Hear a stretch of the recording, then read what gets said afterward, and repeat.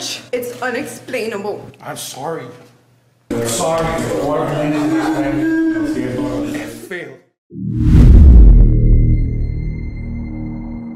Found guilty on all charges, the state secured a complete victory against the accomplice involved in the hit-and-run that tragically took the life of an East Greenwich teenager. The courtroom was filled with emotion, and the family of Olivia Passaretti, the young victim, spoke. The jury took less than 2 hours to reach a decision, and as the verdict was announced, the sound of Olivia's friends and family weeping could be heard throughout the courtroom. Guilty or not guilty? Guilty. Emotions ran high in the courtroom as a jury found 27-year-old Alicia Peckham guilty of all 4 charges she was facing. Peckham wiped away tears as the verdict was delivered, while the family of teen victim Olivia Passaretti also showed their deep emotions. She did deserve better, and this doesn't bring her back. In 2022, Peckham was in a relationship with Aramis Segura, the driver accused of crashing into Olivia Passaretti's car, forcing the teenager off the road and causing her death early on New Year's Day. Peckham stopped at the scene but initially lied to the police, claiming it wasn't Segura's car. Later, she admitted to picking him up in East Greenwich after the crash. When police came to their Charlestown apartment looking for Segura, she lied again, saying he wasn't there, but they found him hiding under a bed. Peckham faced 4 charges, including the most serious ones, leaving the scene of an accident resulting in death as an aider and abettor and harboring a criminal. Hearing the word guilty on each charge was just a little bit of a sigh of relief. Each moment saying, this is for you. It's for you, Liv. It's for you. No one's happy, but you know, justice was served and she needs to pay her consequences for what she did. Any comment on the verdict? Peckham and her attorneys left the courthouse without saying a word. Meanwhile, Passaretti's family, embracing one another tightly, expressed their gratitude for supporting Olivia's army. The group of supporters who have attended court over the past 2 years, pushing for charges against Peckham and Segura. I'm just glad that the judicial system did what it did. Peckham is out on bail and scheduled to return for sentencing. It was a very emotional scene in a Miami courtroom. A man gave an apology before being sentenced for causing a drunk driving crash that tragically killed 3 people, including 2 teenage girls. I miss her so much. It's unexplainable. Knowing that she is no longer part of my life hurts.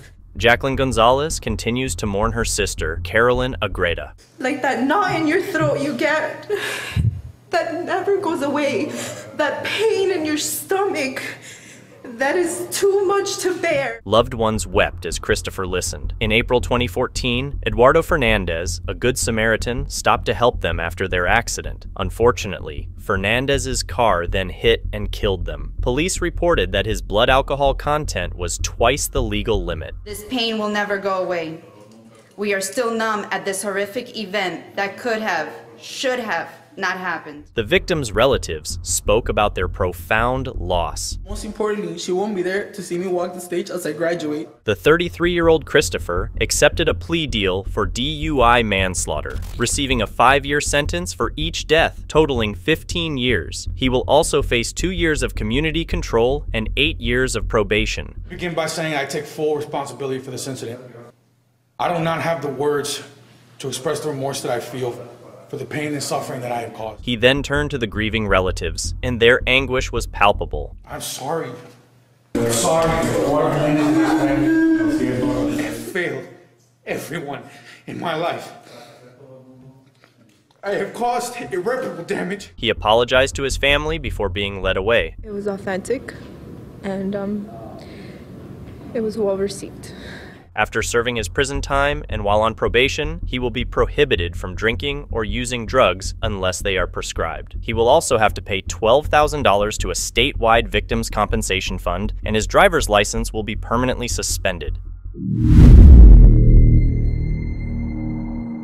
Jose Pepe Diaz is on trial in Key West. He was arrested there and charged with DUI. Commissioner Diaz's legal team argues that while he may have had a few drinks, he was not drunk. In court, his attorney also claimed that the video of the field sobriety test shown today doesn't present the complete picture. Is there a reason you're doing 73 miles an hour? No, I apologize. Miami Commissioner Pepe Diaz was found drunk on his Harley on the side of the road in Key West. Officers look and see a motorcycle speeding towards them and estimate the speed at about 70 miles an hour in a 30-mile-an-hour zone. There's a very strong odor of alcohol coming off of your breath. How much have you had to drink today, man? I had 2 drinks. What were they? A rum and coke and I think a champagne. His attorney argued that having 2 drinks during the day doesn't necessarily mean he was drunk. While he refused a breathalyzer, he did take the field sobriety test. 5,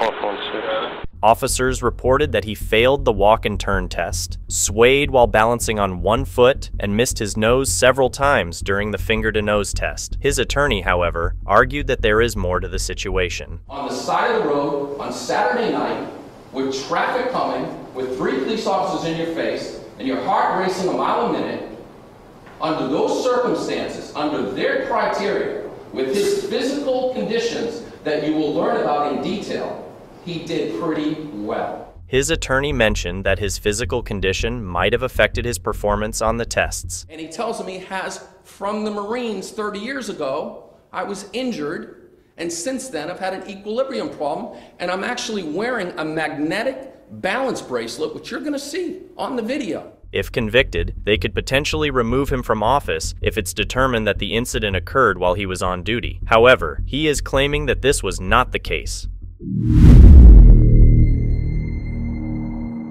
Emotional testimony came from the victims of a harrowing crash. A drunk driver crashed into at least 3 people dining outdoors at a restaurant in Hollywood. The driver was sentenced today. It's one of those cases where no one really wins. One person's decision behind the wheel has forever changed so many lives. Now, everything is coming to a head in court. Shayna Soto, the driver, was sentenced to 4 years in prison after seeking forgiveness. I'm truly sorry.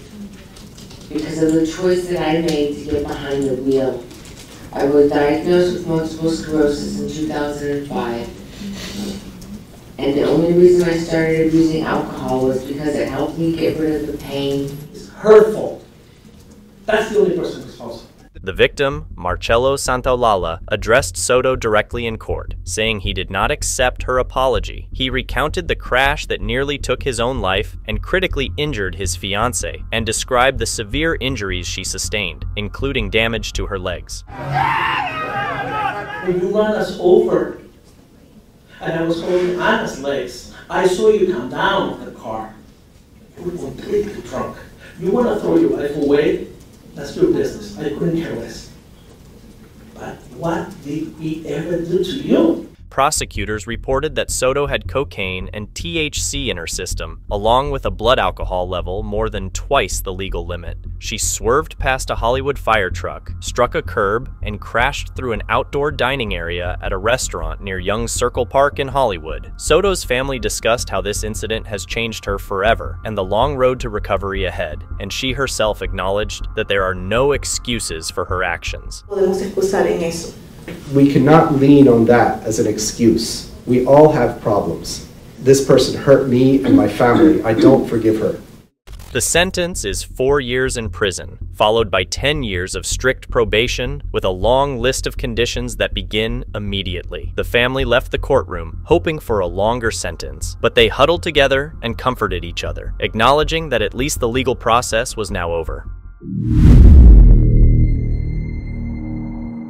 A man convicted of murder for a DUI crash will spend over 2 decades in prison. David Gurley, who is 53 years old, faces a possible life sentence for killing 61-year-old Gerald Goldsmith. With a 26-year prison sentence, Gurley will likely spend the rest of his life behind bars. His brother summed it up well, saying that everyone lost today because of alcohol.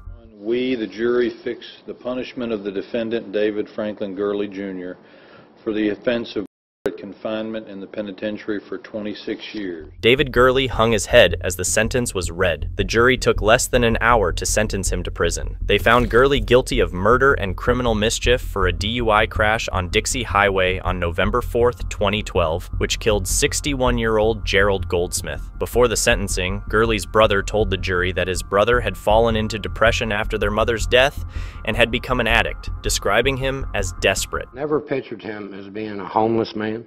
I think in one of the conversations we had, I've told you that he's always been a productive person. But my brother lost everything.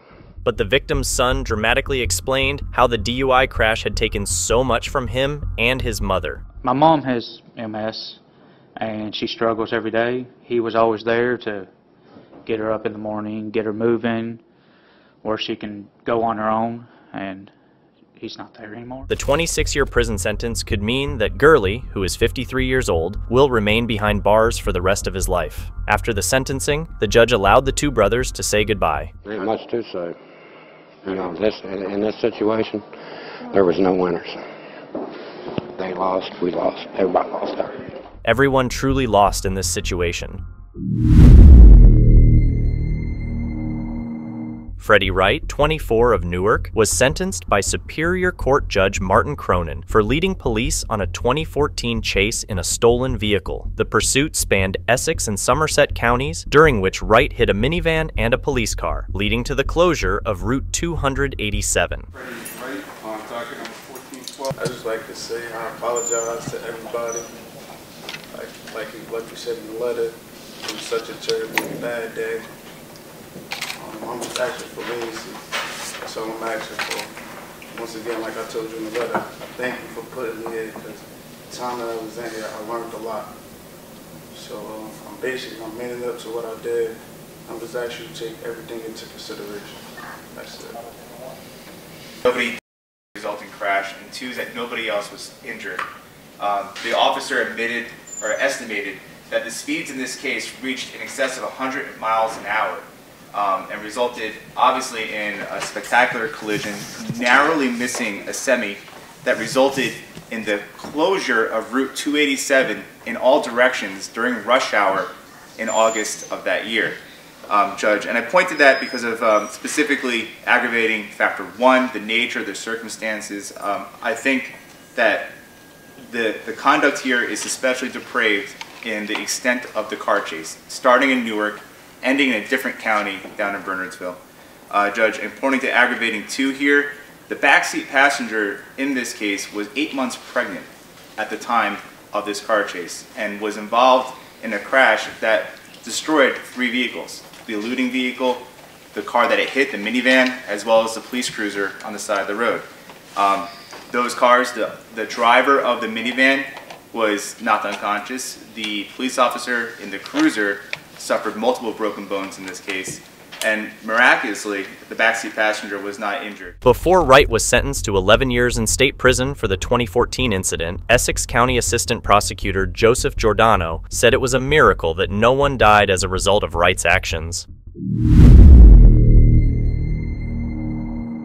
In this case, Justin Bieber, dressed in black leather, confidently walked out of jail and waved to excited fans from the top of a Cadillac Escalade. But what crime landed the pop star in jail? So the total bond would be $2,500, broken down $1,000 resisting without violence, $1,000 for the DUI, and $500 for the expired driver's license. Is there anything else before me involving Mr. Bieber? On January 23, 2014, in Miami, Justin Bieber was arrested for DUI and resisting arrest, causing quite a stir in the courtroom. With all the media attention and fans cheering for him, it was strange and sobering to see Justin Bieber in a prisoner's outfit in court. All right, the first case this afternoon is Justin Bieber. Mr. Bieber, you are charged with the following: DUI, alcohol or drugs, resisting without violence, and driving with an expired driver's license. And who is representing the state and who's representing the defense in this case? Good afternoon. I'm sorry, go ahead. Sorry, you can go with that. All right. Good afternoon, Your Honor. Roy Black appearing on behalf of Mr. Bieber by his manager. And my partner has attempted to talk to Mr. Bieber at the TGK, but they would not allow him in. But we'll be able to proceed in any event. Okay, thank you. One President State, Your Honor. All right. Number 2 Robert. Craig on behalf of the state. All right. Mr. Perez and Mr. Craig? Craigo. Craigo? Okay. State? Judge, on the case of Mr. Bieber, the state is just asking us. Your Honor, we agree with that. Okay, what would the standard bond be? On the count of resisting without violence, $1,000. DUI, $2. And on the account, expired driver's license. Corrections, what's standard on expired DL? 500. 500. 500, Your Honor. So the total bond would be $2,500, broken down $1,000 resisting without violence, $1,000 for the DUI, and $500 for the expired driver's license. Is there anything else before me involving Mr. Bieber? No, Your Honor, but thank you very much for hearing us right away, and we appreciate Your Honor's courtesy. You're welcome.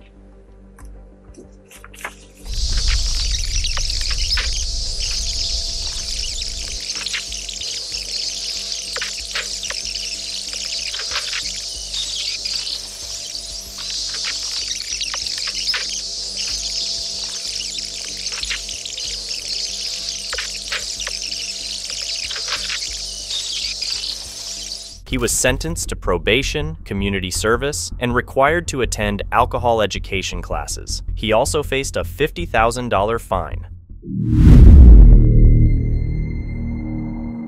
Former Elizabeth officer Romulo Meneses Alvarez was sentenced for a fatal crash. Your Honor, my decisions that night destroyed two families.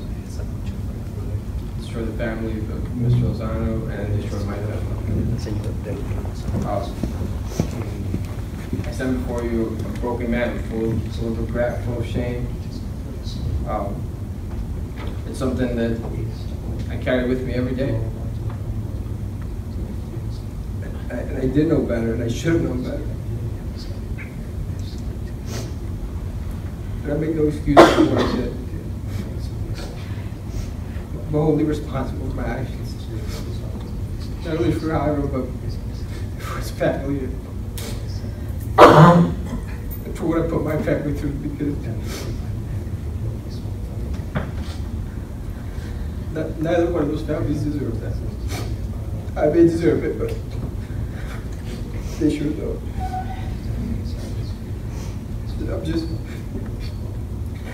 I made mercy, Your Honor. I take full responsibility for what I did that night. Union County Superior Court sentenced him to 270 days in jail on October 12, 2018. This case centers on Shondell Jackson. On July 6, 2009, in Wisconsin, Shondell Jackson took the life of Milwaukee film student Nathan Potter. The police quickly linked him to the horrifying act. During trials, suspects sometimes do something unexpected that surprises the entire courtroom. And the need to protect the community, which I also fear for with Mr. Jackson being out in the community. I am going to go ahead on count one, the first-degree intentional homicide conviction, and I am going to sentence Mr. Jackson to life imprisonment without possibility for extended supervision. I know that that is something that is reserved for the most serious of cases, and I believe that this case rises to that level.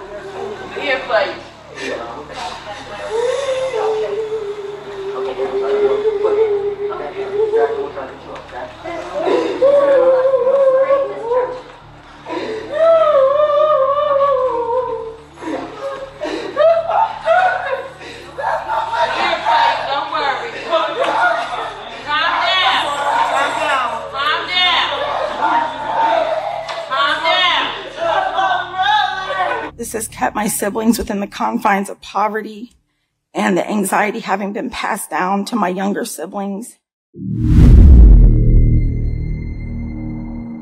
This incident revolves around Zach Adams. In 2011, in Decatur County, Tennessee, Zach Adams took the life of nursing student Holly Bobo. After discovering her body, the police quickly linked Zach to the horrific act and filed charges against him. The jury carefully considered all the evidence presented in court before deciding on the appropriate sentence for the offender. Most attorneys have indicated to the court that interested parties they thought were present. But I wanted a few things before I bring the jury in. I can't tell you what day we're on. The press can probably do it. It's been 2 solid weeks, though, okay, of trial, plus a day of jury selection. I would commend the people that have been in our gallery, all sides. The victim's family, the people that are here in support of the defendant, I think, have shown respect and followed proper courtroom decorum. Out of respect for this jury, I will tell you, I want you to contain your emotions. I want there to be no displays. If there's any type of outburst or anything, I will authorize the officers to take that person into custody. I don't want to do that because, as I said, things have really gone along well as far as the demeanor and behavior of the people that have been involved in this case.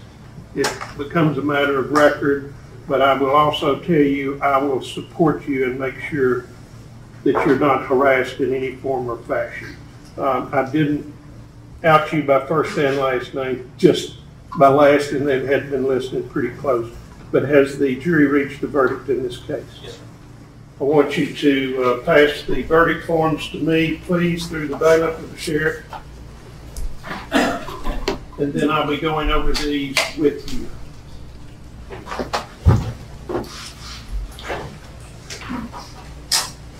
All right, I'm going to start with count 1, verdict form. First degree felony murder of Holly Lynn Bobo during the perpetration of or attempt to perpetrate kidnapping of Holly Lynn Bobo. You checked guilty of first degree felony murder of Holly Lynn Bobo during the perpetration of or attempt to perpetrate kidnapping of Holly Lynn Bobo. Is that correct? Yes, sir. And you signed and dated it. Yes, sir. Now, I'm going to go ahead and follow this to each count. So I'm going to start on the back corner. Number 1, is that your verdict? Yes. Number 2? Yes. And we're skipping over. Yes. Yours? Is that your verdict? Is that your verdict? Yes. Back to the front row. Is that your verdict? Yes. Is that your verdict? Yes. Your verdict? Yes. Your verdict? Yes. Your verdict? Yes. And your verdict? Yes. Count number 2. Verdict form count 2, especially aggravated kidnapping of Holly Lynn Bobo accomplished with a deadly weapon or by display of any article used or fashioned to lead the victim to reasonably believe it to be a deadly weapon. At that, you check number A, that guilty of especially aggravated kidnapping of Holly Lynn Bobo accomplished with a deadly weapon or by display of any article used or fashioned to lead the victim to reasonably believe it to be a deadly weapon. Is that correct? Yes. Yes, sir. Let me start with him first, chairperson. Then I'm going to come right back down the way as I did. Yours, ma'am? Yes. Yours? Yes. Yours? Yes. Yours? Yes. And yours? Yes. Back front row. Yours? Yes. Yours? Yes. Yours? Yes. Yes. Yours? Yes. And yours. Yes. Verdict count 3, especially aggravated kidnapping of Holly Lynn Bobo, where Holly Lynn Bobo suffered serious bodily injury. You checked A, guilty of especially aggravated kidnapping of Holly Lynn Bobo, where Holly Lynn Bobo suffered serious bodily injury. Is that correct, Mr. Yes, sir. Foreman? Yes, sir. And starting back at the corner, your verdict? Yes. Your verdict? Yes. Your verdict? Yes. Your Yes. verdict? Your verdict? Your Yes. verdict? Yes. I didn't hear from her. Yes. Yours? Yes. Yours? Yes. Yours? Yes. And yours. Okay. Count 4. First degree felony murder of Holly Lynn Bobo during the perpetration of or attempt to perpetrate rape of Holly Lynn Bobo. You checked A. Guilty of first degree felony murder of Holly Lynn Bobo during the perpetration of or attempt to perpetrate rape of Holly Lynn Bobo. Mr. Foreman, is that correct? Yes, sir. And back to the corner. Yes. Your verdict, your verdict, Yes. your verdict, Yes. your Yes. verdict, your Yes. verdict, your verdict, Yes. your verdict, Yes. your verdict, Yes. your verdict, Yes. your verdict, Yes, sir. and your Yes. verdict. Count 5. Aggravated rape of Holly Lynn Bobo by use or force of coercion while armed with a or any article used or fashioned in a manner to lead the victim reasonably to believe it to be a. Mr. Foreman, you checked A, guilty of aggravated rape of Holly Lynn Bobo by the use or force of coercion while armed with a deadly weapon or any article used or fashioned in a manner to lead the victim reasonably to believe it to be a. Is that correct? Yes, sir. And starting in the back corner. Yes. Your verdict, your verdict, Yes. your verdict, Yes. your Yes. verdict, your verdict. Back down here. Your Yes. verdict, your Yes. verdict, your verdict, Yes. your verdict, Yes. your verdict, Yes, sir. your verdict. Yes. Count 6. Aggravated rape of Holly Lynn Bobo where Holly Lynn Bobo suffered bodily injury. Mr. Foreman, you checked A, guilty of aggravated rape of Holly Lynn Bobo where Holly Lynn Bobo suffered bodily injury. Is that correct, sir? Yes, sir. And then all the way back down. Yes. Yes. Yes. Yes. Yes. Yes. Yes. Yes. Yes. Yes, sir. Yes. All right. Count 7, aggravated rape of Holly Lynn Bobo by use of force or coercion where aided or abetted by one or more persons. Mr. Foreman, you checked A, guilty of aggravated rape of Holly Lynn Bobo by use of force or coercion while aided or abetted by one or more persons. Is that correct? Yes, sir. Then all the way to the back. Yes. Yes. Yes. Yes. Yes. Yes. Yes. Yes. Yes. Yes, sir. Yes. Count 8, first degree premeditated murder of Holly Lynn Bobo. Mr. Chairman, you checked A, or put an A. All of these you put X's, but they're checked. You checked guilty of first degree premeditated murder of Holly Lynn Bobo. Is that correct, sir? Yes, sir. All right. Yes. Yes. Yes. Yes. Yes. Oops, back down here. Yes. Yes. Yes. Yes. Yes, sir. Okay, that's the verdict of the jury. They've been told. As I told you at the outset, upon a finding of murder in the first degree, the felony murder or premeditated, there's a separate sentencing hearing. You folks know how I am about time. The last 30 minutes while you've been waiting, I think we have utilized the time wisely. Will it hurt anyone's feelings if you don't get to spend the rest of the day and potentially part of tomorrow with me? I don't think it would hurt anybody's feelings. I will tell you the parties have reached an agreement as to sentencing. The sentencing is as follows. The defendant will be sentenced to life without the possibility of parole on the murder counts. As to the other counts, there will be a 50-year consecutive sentence. That means in addition to the life without parole, there will be 50 years. It's 25 on two of them. Legal, they're merged. But 25 on two of the counts for result of 50 years, and that's a 100% classification. Part of this agreement, which I will tell you has been reached maybe with some reluctance, but I think it certainly works to your benefit because it'll be a very difficult issue. You folks, I can't thank you enough for how hard you've worked. The work that you've done, had many people comment about how dedicated the jury was. how alert and paying attention to the evidence. You folks have been excellent. Part of this agreement is the state will be allowed to call Ms. Karen Bobo as far as, generally it's called victim impact. That was to be done at your presence, in your presence. So you may call the witness at this time. Yes. I don't blame you. I'm going to discharge you at this time. And here's some instructions. First of all, I told you I can't safeguard your name. But I also told you that I will protect you. If someone wishes to discuss the case with you, that's your option. If you don't want to, you're not required to. If someone persists in wanting to get you to discuss this case and you don't want to, you get word to the clerk's office or the sheriff, and I promise you I can take care of that, okay?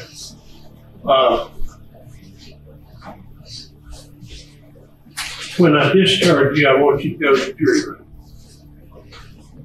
You can take what you want from those notebooks. Anything you want to take from those notebooks, you may do so. If you've got personal notes, if you want to take those, fine. If you leave them in there, they'll go. This lady over here will run them through a shredder. If you want to take them with you to assure your privacy, you're free to do that. If you want to take portions of the charge or the charge, you can do that. You might have written on it or anything. Just take it out of the notebook. I do use the notebooks. So, as a matter of fact, how many sets we got? Okay. 5. I just wanted to keep 3 because sometimes I'll be trying cases back to back. Most cases I don't do 12 days like we have on this. This is the longest case in my history. Probably the most complex. And as I said, I can't commend you folks strongly enough. When you file out, go to the jury room. Then you get what you want to from that. Is Miss Peck in here? She's probably in the press room. She will come up there. If any of you want to give interviews to the press, you can do so if you want to. But she will probably give you some guidelines, not trying to limit what you say, but make sure you don't say anything that might embarrass other jurors or anything like that. If you don't wish to do that, that's fine. Your privacy will be protected. You might again be contacted in the future. I had another very high-profile case. The attorneys on both sides said I could disclose names, and those people were contacted. The 2020 or one of the news programs, it might have been Dateline, I don't remember. And about half of them were willing to discuss. Some of them really didn't want to. They were respected in their decision.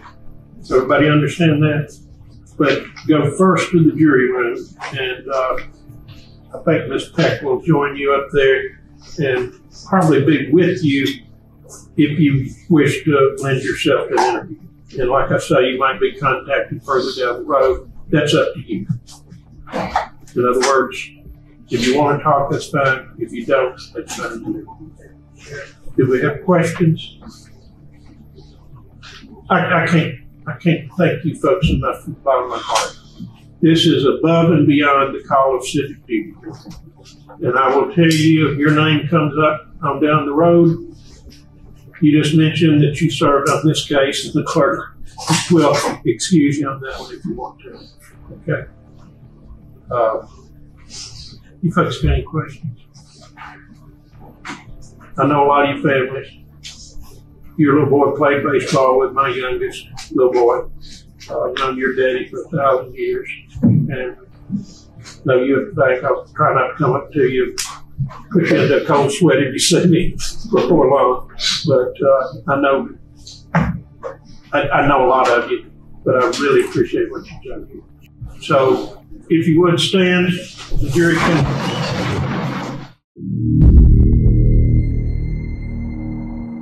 This incident revolves around Claudia Horrig. On March 15, 2007, in Ohio, Claudia took the life of her husband. When the police discovered the body, they concluded that Claudia was responsible for the horrific act and decided to file charges against her. As the detective worked to determine her involvement in the crime, some suspects tried to conceal information.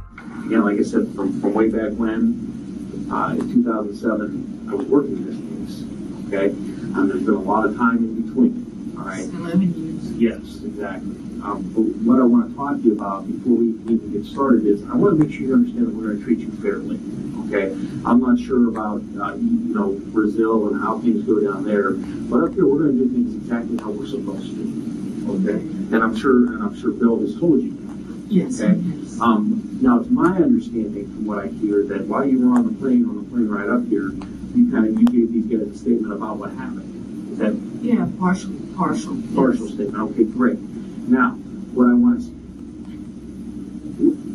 to ask you now is, and I want to make sure that you don't have to talk to us. Okay, that's first and foremost. I would love to hear your side of the story. Okay, but what I need to do is I need to make sure that you understand what your rights are. Okay, now you have a lawyer down in Brazil, is that correct? Who's helping you with this case down there? Okay, you know, obviously he's not up here. We want to talk to you. We can talk to you without a lawyer, which is your choice. Doesn't matter to me. Either way. So you're willing to talk to us without a lawyer? Yes. And you're sure of that? Because I have nothing to hide. Okay, great. But I just understand something. As much as I can't wait to hear what you have to say, it's more important for me to make sure that you understand what you're doing. I do understand my rights. Okay. You understand that, say, you've been charged with murder. I have the right to stay silent. I know that. Okay. But if I want to talk, it doesn't bother me to talk to you. Okay, great. And we're going to get to that. You do understand. There's one more question. You do understand that when you get arraigned, you know what your arraignment is when you actually get formally, that you go see the judge about the charge you've been charged with murder? Yes. They're going to assign you a lawyer. And you're willing to talk to me now without that lawyer around? Doesn't bother me. Okay, wonderful.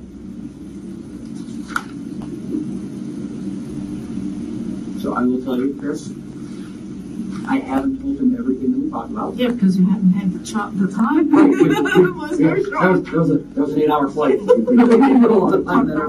So, and I haven't told you 10% of this is the paperwork that I told you. Remember when Tony and I were in the plane talking to you, and we said that we would have, there are some things that we had to do that you couldn't ask you questions? Yes. So this is the paperwork that has to be done before we can ask any of those follow-up questions. Yes, I understand. Okay. Again, you'll see this is much different than how they do things down there. Everything is, yeah, everything is out in the open and above board, and nobody was trying to trick you. Yeah, that's the one thing we need to make sure of that. We are not here to trick you, okay?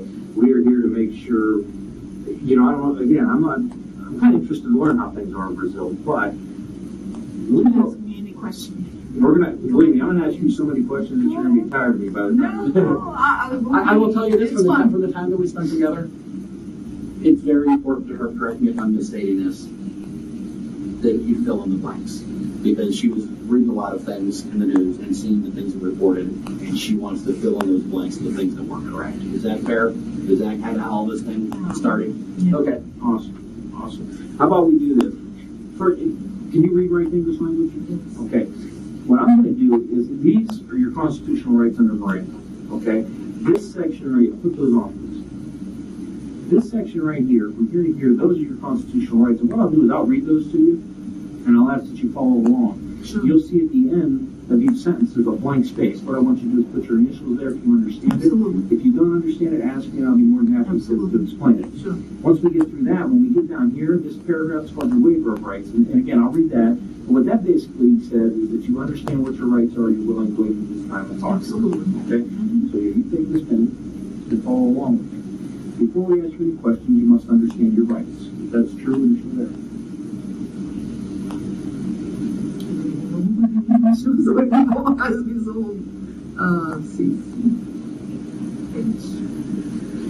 You have the right to remain silent, which you already told me you knew.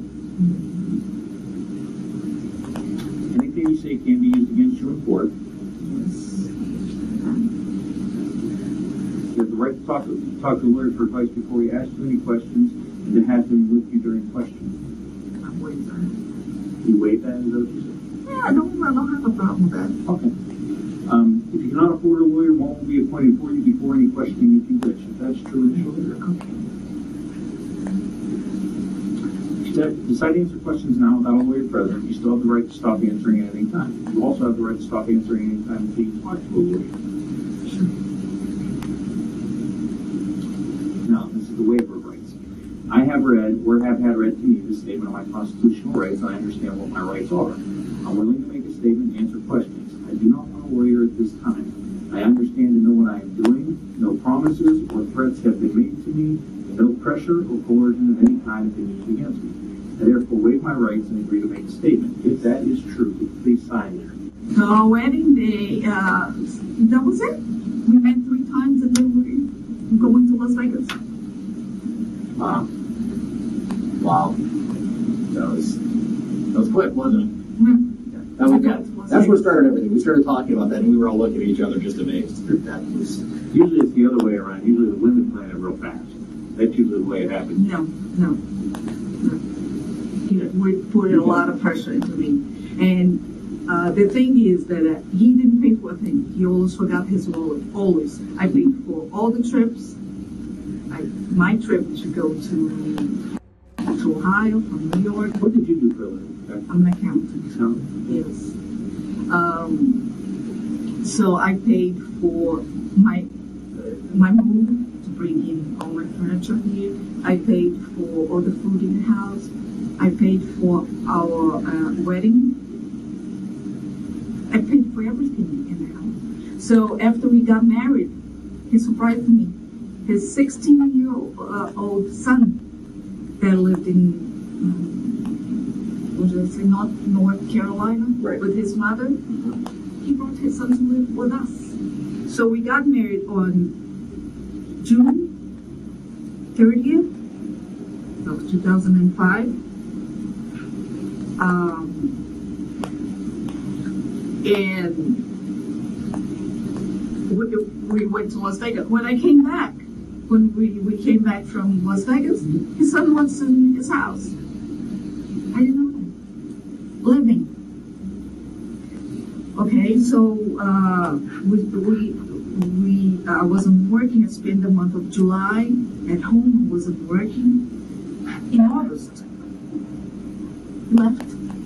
he left for a course in Texas. It was a 3 to 4 month course because he worked full time for the Air Force, and he decided to, and he didn't want to work full time for the Air Force anymore. He wanted to work for Southwest. Southwest, full time for Southwest, full time, part time for Southwest, part time for the Air Force. He told me that he used to make $120,000 with the Air Force. I don't know if it's true. I never saw his checkbook. I never saw his bank account. I never had a joint account with this man. I never saw $1 of this man's money. Never gave me any of his money. Nothing. I paid all the bills in the house. No, I didn't. He paid the electric and the mortgage. Everything else was with me. Food, clothing for him. I bought his clothes, his clothes, his son's clothes, everything else. Going out for dinner, everything else was on me. He paid for those two. So I remember he told me that with the Air Force he was going to make $25,000 in Southwest. About 40, I think altogether was not more than 65,000. So quite a pay cut. You know why? Because he wanted a lifestyle, crazy lifestyle. That's the part that I didn't want to expose him. I know, but since you talked to me about it, it's something that you're doing good. And Mike is just as nice as Tony, and we're sitting here, and I think it's important. This is an important part of your story. He wanted a crazy lifestyle of doing all kinds of perverted stuff, men, women, everything, everything. And for you to have an idea what lifestyle he liked, he was addicted to a TV show called Miles High. You looked it up on YouTube. It's about pilot school where everybody had sex with everybody. He wanted that lifestyle. And he had that lifestyle. He wasn't a faithful man. And he had sex with men and women. He wasn't. You know, I mean, that one thing. And he told you this? I think you're going to need some more paper. Chris, I'll tell you just got through the hardest part. Okay? You just got, when we were talking earlier, that was the part that was hard for you. So you're doing really well. And I know that you're worried about that, and you've given us a very... Tell that to this man. Please rise. All right, remain standing for the jury.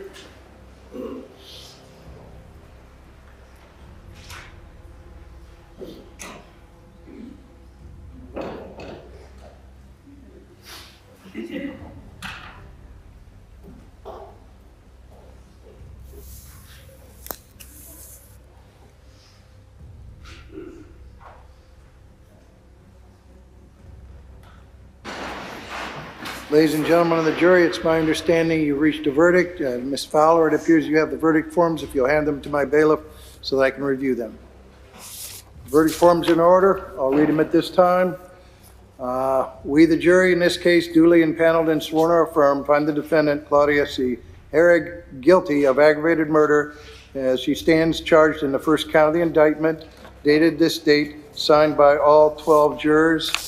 As to the specification, we, the jury, in this case, duly impaneled and sworn or affirmed, find the defendant, Claudia C. Herrig, did, at the time of committing aggravated murder, have a firearm on or about her person under her control, brandished the firearm, indicated that she possessed it or used it to facilitate the offense. Again, dated this date and signed by all 12 jurors.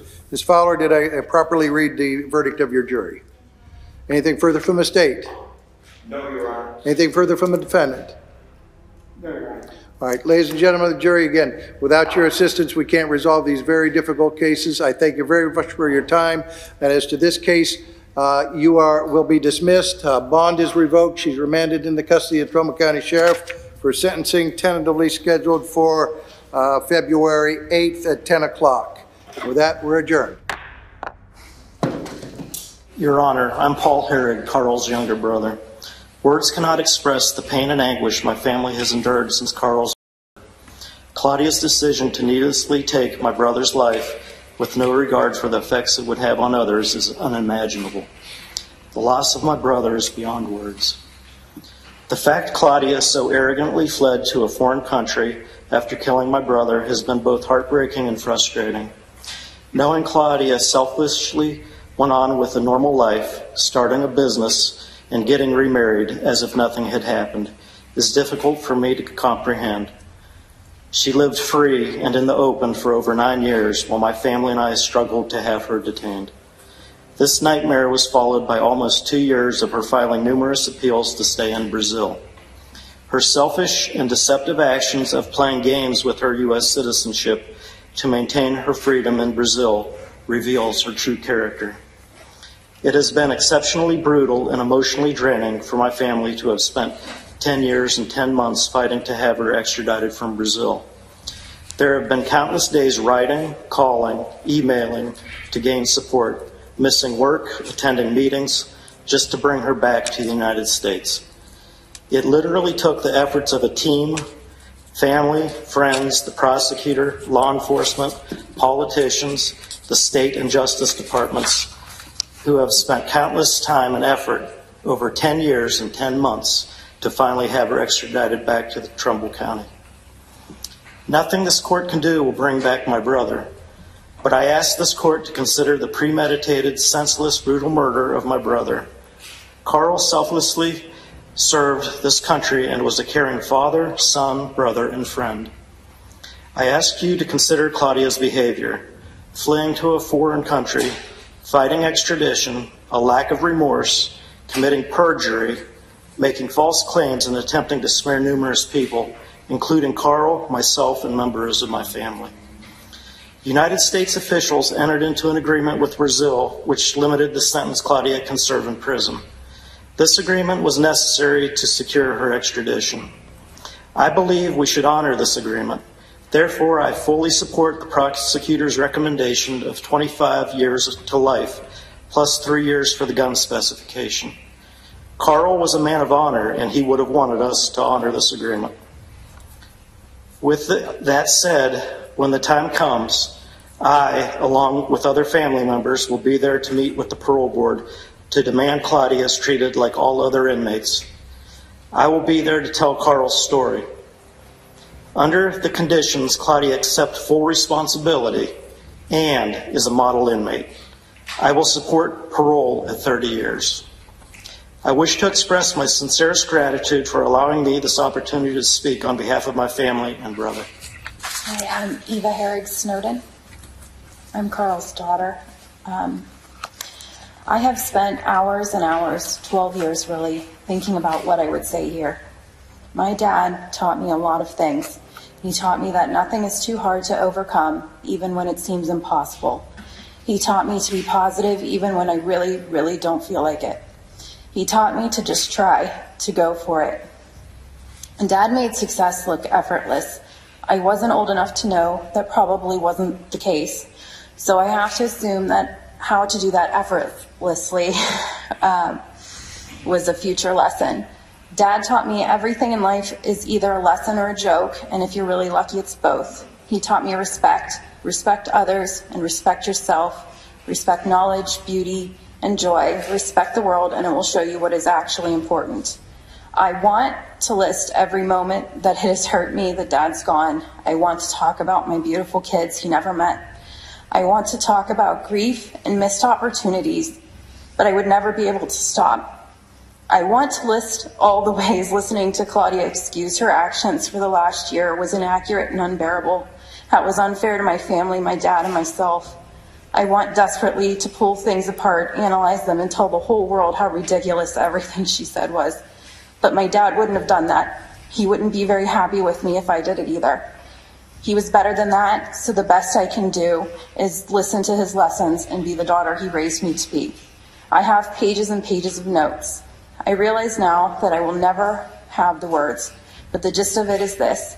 My dad was the greatest, most wonderful, best ever, should have won a trophy dad. I never told him that. Maybe I didn't know it yet, or maybe I was too young to understand. But I never told him, and it is completely and totally unfair that he isn't in my family or my family's life anymore. And my dad taught me one more lesson. He taught me that sometimes other people know better than you do. So I completely support the prosecution's recommendation. We're here today for the long-awaited culmination of the worst possible circumstances contemplated in our criminal system. After nearly 12 years, you have been convicted of the most heinous act of aggravated murder of your husband, Major Carl Herrig. The family of Carl Herrig is here in an attempt to gain some closure in regard to this long journey toward justice. Now, from the beginning, your actions spoke volumes. You never denied Major Herrig. However, your statements always evaded taking sole responsibility for your actions.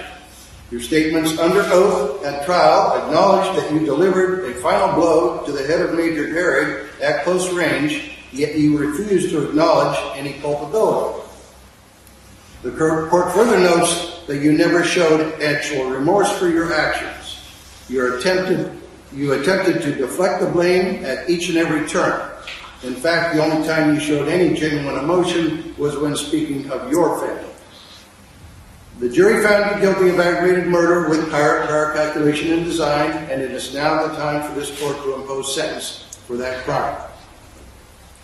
Taking into consideration the principles and purposes of sentencing, pursuant to 292911, the court finds that you do not have any substantial prior criminal record. However, in regard to the sentencing guidelines under Section 2912 of the revised code regarding the seriousness of the criminal act, the court finds there is no more serious action than aggravated murder. Furthermore, you committed the aggravated murder of your husband with advanced plotting and preparation as demonstrated by your actions in the days leading up to the murder. Your actions clearly demonstrated prior calculation and design. In addition, your relationship to the victim, to wit, your husband, must also be considered. You made a conscious decision to end the life of your husband without any consideration of his life or the lives of his children or his family. The court has considered these factors along with your lack of any genuine remorse or accountability. Unfortunately, nothing this court does can bring back Major Herod or lessen the physical and emotional loss to his family and friends.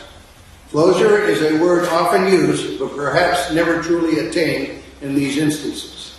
The family and friends of Major Herod will never forget him. Perhaps their memories of him will be some small comfort in remembering the man they loved, the man that served our country in the United States Air Force. But they will never forget that it was your heinous actions that took him away. Now, Ms. Herod, your sentence shall be as follows.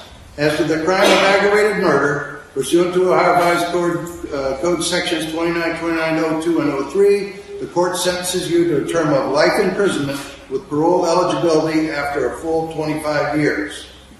In regard to the firearm specification under 2941.145, the court sentences you to 3 years of mandatory incarceration to be served prior to and consecutive with the underlying offense for a total sentence of life imprisonment with parole eligibility after 28 full years. You are further ordered to pay the cost of this action. Now, the court further notifies you that post-release control is mandatory if you are released before serving the life sentence on count 1.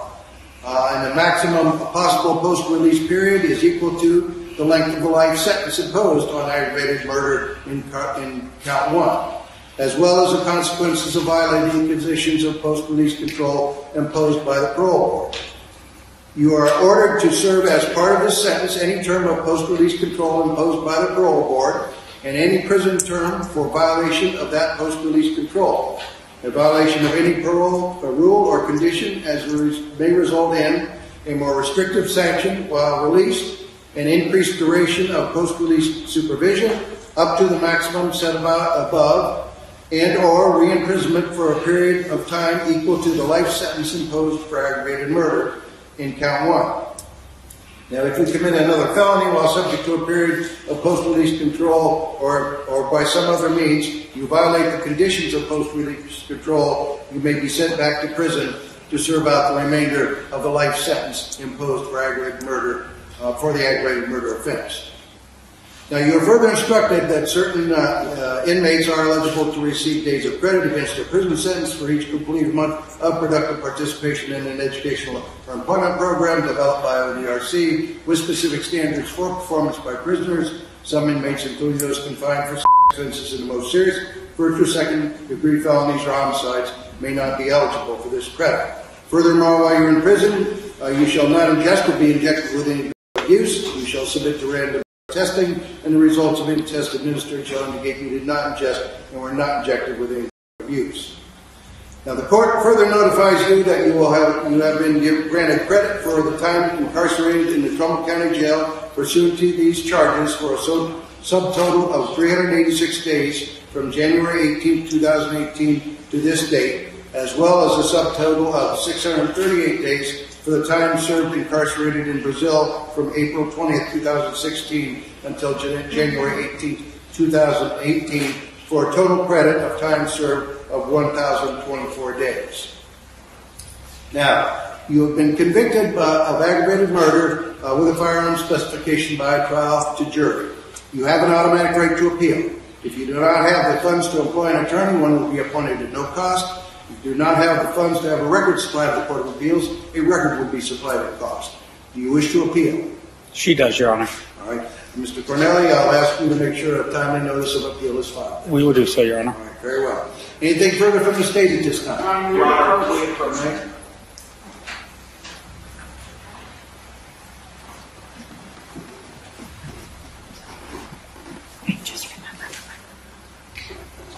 all those microphones right now.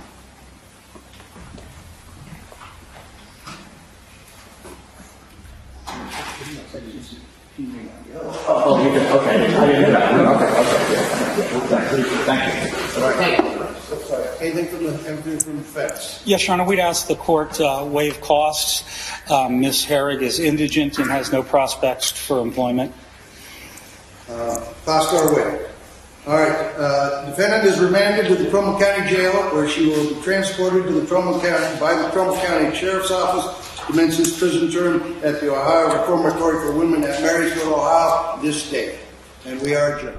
Big thanks to our viewers for joining the courtroom journey with us. Your interest in the stories of justice is what keeps our channel alive.